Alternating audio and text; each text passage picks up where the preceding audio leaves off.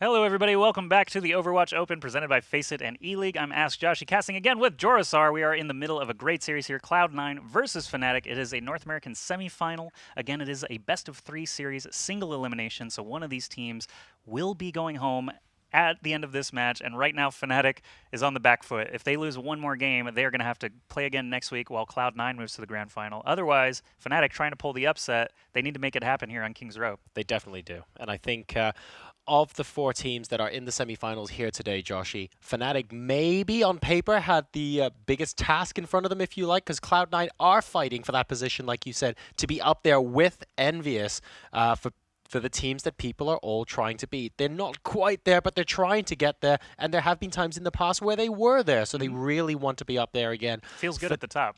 It does feel good at the top. And what's interesting as well is that if FNATIC do pull off the comeback here and we get a 1-all, we then decide on Volskaya. Ooh, and that's a treat for everyone. No, I'm just kidding. Volskaya, it can be a bloodbath. I mean, we cast one Anubis match yesterday, you and I, right? Yeah, and it was... that was fun. It went back and forth, back and forth. Rogue ended up getting the better of, I believe it was Anox at that time, in a 5-4 victory. So we had to play Anubis 3 times through. Volskaya could be the same. I think I mentioned this yesterday as well, though. One of the great things about the time bank system on these two CP maps is that sometimes the snowballs happen so quickly that you can actually see the difference in the way teams play. Like 2 minutes, 2 minutes, 2 minutes, and you can immediately spot the changes they're making, which is really cool for the viewer at home, seeing the evolution of what these teams are going to be like. But enough of that, because FNATIC have this task ahead of them first. They have to win on Kings Row in order to even get to Volskaya in the first place. Yeah, in Hollywood, they set an 8-minute time out of a possible 9, essentially. So it was not their best effort. Obviously, Cloud9 is a great team, so setting a time at all still feels like an accomplishment, but they were topped by over 3 minutes, and they definitely cannot allow that to happen again. Indeed. If they have any hopes of moving through that automatic seeding into the playoffs. But accruing lots of points is also nice, because at the end of it, those points are going to matter. So definitely want to get as far as you can, and they've already made it to the semis here. We've got 2 seconds left for the doors to open. What are we going to see out of Cloud9's attacking team? Well, we've got Shore4 playing McCree. Kai is going to be on Zarya. Gregor and Lucio once more Reaver. On Reaper, Adam is going to be playing Zenyatta and Debit. No surprise here on... Wow. Tank, ladies and gentlemen, this is going to be incredibly quick. Debit going in very, very fast on Reinhardt, but he gets taken down early on. IDDQD and Buds getting a kill each. Stoop goes down both sides of that attack now, so it is just an all-out DPS brawl. IDDQD getting a lot of kills there in that first engagement, so Cloud9 will have to rethink their strategy. They probably won't make any switches just yet, but maybe going to work on their positioning. Reaper is kind of a key component here, as he is basically the only flanker possible for the team. He needs to find his teleport spot or figure out which teammates he wants to run with to try and just DPS down quickly. Reaver actually on that Reaper is going to find some damage, but Buds gets the kill on Kai in the exchange. Very, very tricky situation, actually, to be in for Cloud9, because if you notice, FNATIC's positioning there around the hotel was really good. IDDQD was always stood outside the door, and he was on flashbang duty waiting for the collapse in. So that forced Cloud9 back, and by that point, 1 or 2 picks had already been made, so they're going to have to try again. Already a stronger defense here on Kings Row than they sported on Hollywood, so have to be feeling okay, you know, with their chances here. As we get the speed boost around into the apartment, we also get the beat drop on the side of the defense, and that gives Buds enough room to run in for the excellent Death Blossom and follow-up kills. Cloud9, at some point, when you lose 3 people to the Death Blossom, they say, I'm just going to walk into the grinder too. Let's respawn together and try this again. That was set up so unbelievably well. Buds there just waltzing in, and a complete team wipe there from FNATIC. Cloud9 getting absolutely annihilated there by the Death Blossom, but now they have ultimates for days. Are they going to be able to come on and take on the next push? IDDQD is waiting up above. He has his available as well. And are we going to see the Deadeye? We are indeed. Try and take the point over my goodness. Dead body. After the Transcendence ended, IDDQD pops his ultimate, gets several kills. It was very interesting there that he was trying to take out Shore4, who had popped his ultimate. He was trying to get those headshots, but Transcendence was going on. And I was thinking, just hit the Deadeye. You can kill him through Transcendence. But he waited it out, got the kills. Excellent work there from IDDQD, who then dies and switches to Tracer now on defense. Right, and I think this is basically to get back to the point, maybe a little bit quicker now. Everyone is falling back. Objective will get captured with 1:40 remaining. And now we have Shore4 leading the charge, moving up through the streets phase, trying to identify where FNATIC are, maybe take a look at what their team comp is in case anything has changed up, and trying to see what avenues the flankers are going to take as well. I was scared he was alone up there, but then of course he turned and saw the Zenyatta supporting him, so that makes a little more sense, because McCree on his own can get enveloped very quickly on all sides from a Reaper, D.Va, Reinhardt combination. Could be, you know, 3v1 before he knows it, but everything worked out. He is there with the safety of Zenyatta. Shore4 sees McCree right as soon as he pops Deadeye, but it looks like he's not going to get any value out of it. D.Va, of course, with that defense matrix. Shore4 actually did get the kill on Reinhardt. Not sure exactly what happened there, but Buds has his Death Blossom available now to try and stall this payload. It's 3 pushing through the streets here, and Cloud9 has everyone in full health. Oh, and that was a meeting of the Reapers there, and unfortunately Bud's going to be coming off second best in that engagement, and he had Death Blossom available as well. IDDQD going to come in and try and do a little bit of damage as a backup. Pulse Bomb is available. He chucks it on the floor, moving back. Unfortunately, doesn't get the purchase he needs off it. He almost got 3 kills. That was very surprising with the tag on the ground like that. If he had lobbed it out, he probably would have caught a body. That's a little surprising to me that he dropped it on the ground like that. But either way, no kills for IDDQD or the defense. They're going to have to get backed up once again, 3 pushing all the way into the checkpoint. Yeah, they're going to be moving back now. Also, do you not think it's just so strange in the streets phase where you see a hero moving in and out of a shop front, but when they move into the shop front, you can't see them through the window? It's so weird. Not worried about it. Definitely don't mind that. I don't even notice, man. Like I know someone posted about the weird architecture of the bookstore where you can look in but not out or whatever. Exactly. Yeah, so interesting.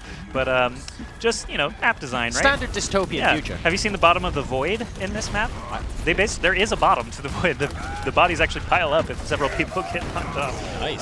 And you can see that's weapons. An excellent Earth Shatter to start things off. Well, hang on a second. Kai going down. Shore4 almost getting the blunt end of it and still being pursued, actually. And that all came off the back of Stoop with his Earth Shatter to start things off. So FNATIC there were able to hold and beat Cloud9 back once more. But look at the ultimates available on attack. Yeah, the attackers have almost a full gamut here. Adam almost has all 6, but Buds is going to jump down with the Death Blossom and find him immediately. Grego goes down, and it is a nice trade. IDDQD getting the kill on Shore4 there means defense is going to hang on for quite a while. The beat drop may have even been unnecessary, but it's definitely going to make sure that they hold on to this point. And the great kill while in the Graviton Surge, throws out the flashbang just to try and slow him down. Offense moving the cart just a little bit, but defense still has several members standing. Earth Shatter going to change that, though. Nice cleanup there from Debet with that huge ult.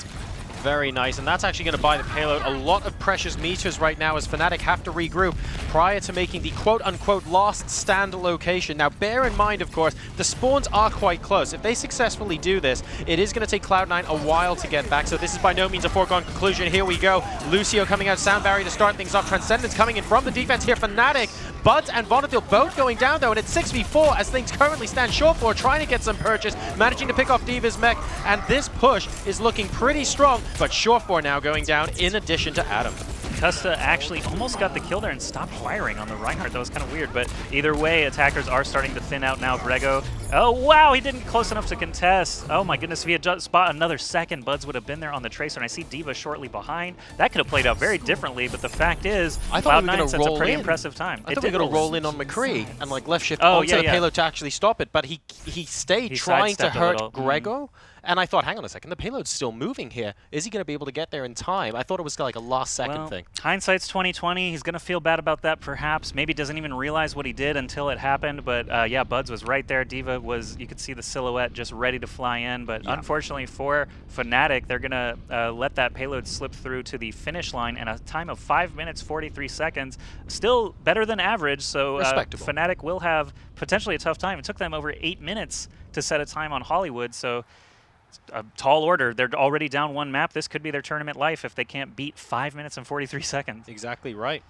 So let's see if they're able to do this. Like we said before, Volskaya is going to be a rather interesting final map, but FNATIC have to get there first. They're attacking. They need to beat 5 minutes and 43 seconds for them to stay in this tournament. Cloud9 need to prevent FNATIC from winning in that time or less, or full hold them anywhere on the map for them to go straight through to the grand finals of this week's Overwatch Open. We have a Mei in action. Kai is going to be sporting that freeze blaster, ice gun, whatever you want to call it. Basically, McCree had her time in the past meta, a little bit less deadly now with the right clicks, but the wall is what we're looking for here. You can totally just wall off that opening choke point. You can also divide players. If there's a tank charging, for example, drop the wall behind them. We saw that on Anubis. Yeah, admittedly, Anubis it didn't work out quite as well. You split a team in half.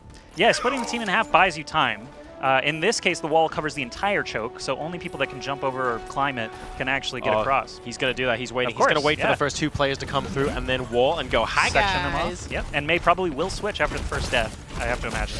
All right, let's see. Kaikai's waiting. He's waiting. He sees. Oh, they're He's so waiting close for the to call coming. on comms. You don't even have to trust your eyes. You just let your teammates say, go! There we go. And all of a sudden, D.Va's like, hang on a second. What on earth happened here? They blasted the wall down, or Kai canceled it. They went so fast. That was very quick. That was like half a second it was, that wasn't it? Yeah, I think he had to cancel it. There's no way they dished out that much damage in time. You can't Discord the ice wall. Yep, sure.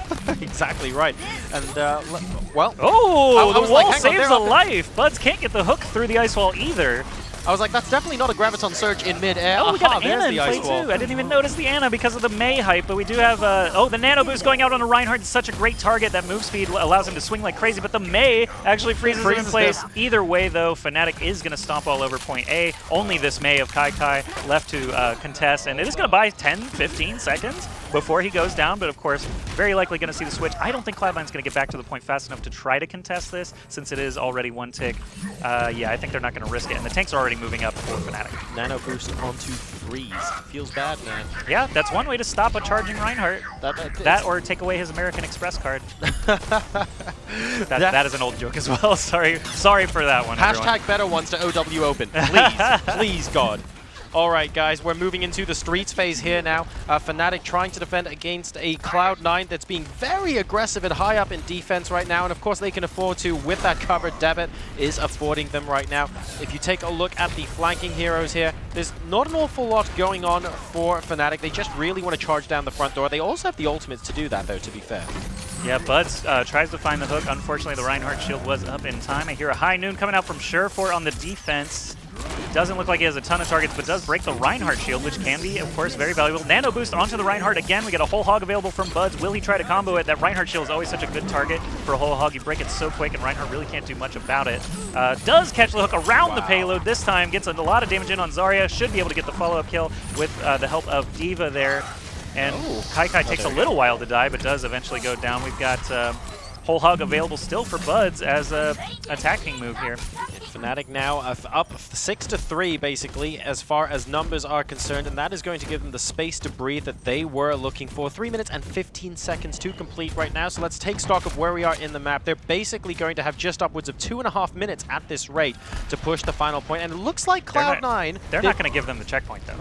Definitely no, not. I'm waiting to see where they're actually going to come out and defend from, because there must be a collapse here. Here we go. Yeah, they usually wait for the very last second. Look at this nano-boosted Whole Hog doing a ton of damage, but no targets available. The defense doing such a great job of just avoiding it. Whole Hog ends, and Roadhog has nothing to show for it. That's 2 ults for none.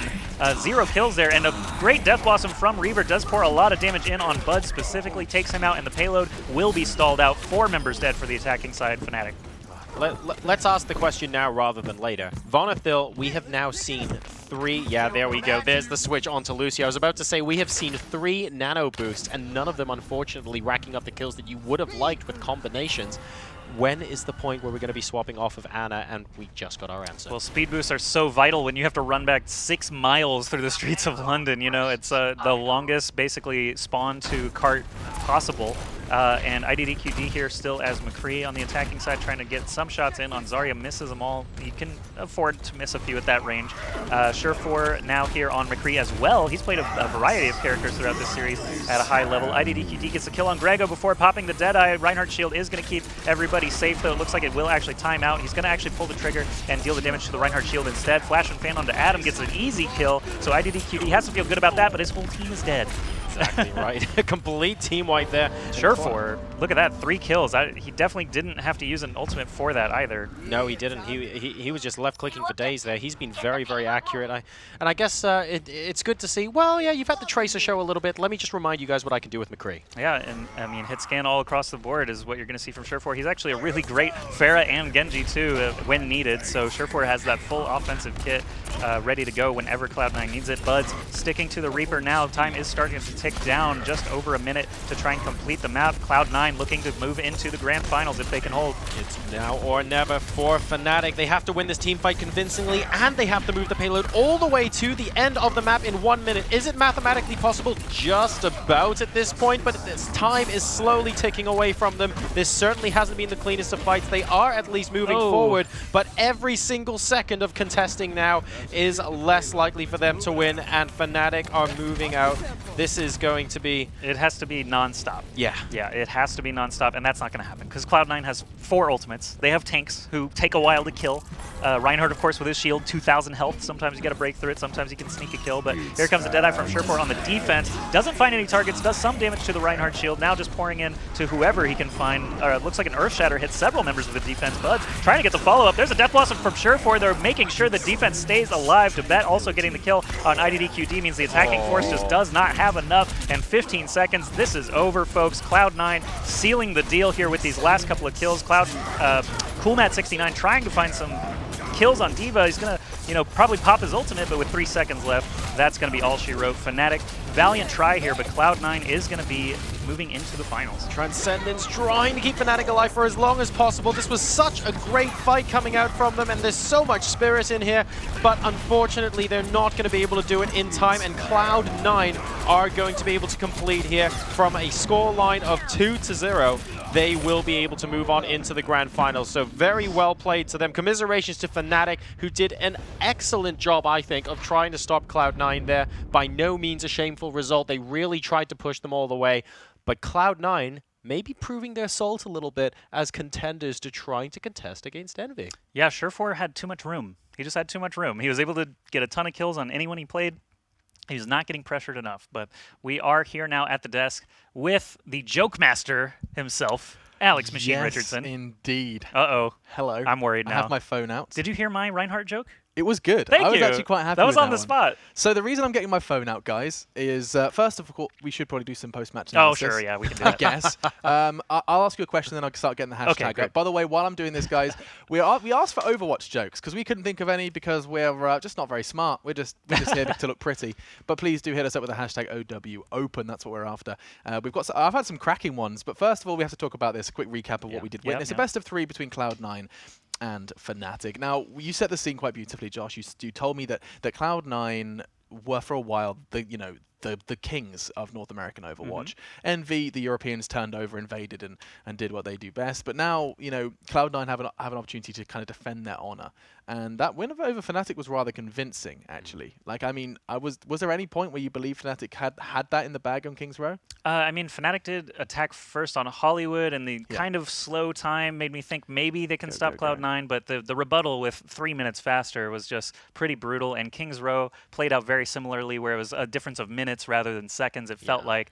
So Cloud9 definitely putting their foot down as, not today, FNATIC. We've lost to some teams we don't want to recently, but it's not going to be you today. There are some good jokes. Oh, come on, you can't can't ask me a question and start reading the jokes. I'm so sorry, that was so rude. You tuned me out entirely. Like you're having dinner with someone, they go, so, do you agree? Yeah, what do you do? what do you do? And you go, what, sorry? It's like, I've got 16 notifications. Can you hang on just a sec? This is a really good one. Okay, we're just going to do jokes. Screw it, because these are really good. Cloud9 won. Good job. No. Yeah, thank you, though. I appreciate it. We did do a little post-match. Justice has come in and he said, how does Zenyatta communicate with his team? Discord. Oh, come on. That's a good Come one. on. Okay. All right. I'll allow it. That's a good one to start things off. That's a great baseline for comparing the next joke. We have Braden. Braden comes in. He says, why didn't Roadhog graduate high school?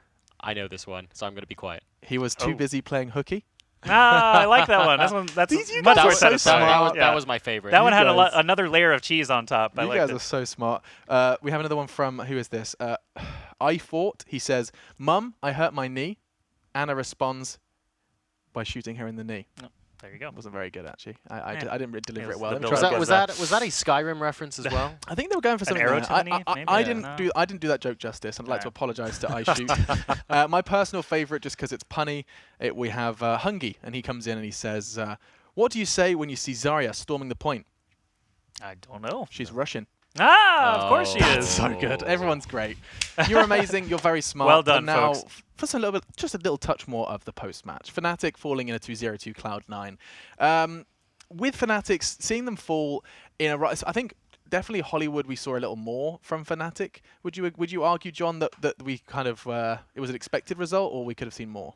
Well, I think there's the possibility of seeing more from both teams. From I both? think, Okay. yeah, because I was talking with Joshy after the match, and it's like, yes, verticality is a little bit difficult with D.Va, but that was actually the first Hollywood map we've seen on EU or NA in quite some time where in the Streets phase, verticality really didn't play much of a point at all. It felt like a little bit of a shift. Neither team was really going for it, except for the McCrees that kept trying to take the lift and Surefour going absolutely no on Trey, so that was pretty funny. I think it's actually important to point out that the lift mechanic is actually a point of contention for pro players. They really want Blizzard to change it to either an elevator that waits for you to step on it or a jump pad or something like that, because literally turning the corner and seeing the lift at various positions can really alter your playstyle completely. And it's like an RNG factor. It's one of the few RNG factors that these maps actually provide. And so the lifts, maybe Blizzard wants to take a look at it, maybe not. But the pro players definitely seen a number of gripes over the last few months. That's actually a very interesting discussion topic. So is the argument, just to clarify for anyone at home who's unfamiliar, we're talking about verticality. It's always something that's sought after by both defense and offense for varying reasons. Can you outline what those reasons are? High ground is just super important when you're defending because it basically reduces the amount of your model that is visible, but of course you still get to shoot down at the people attacking and you can see everything. So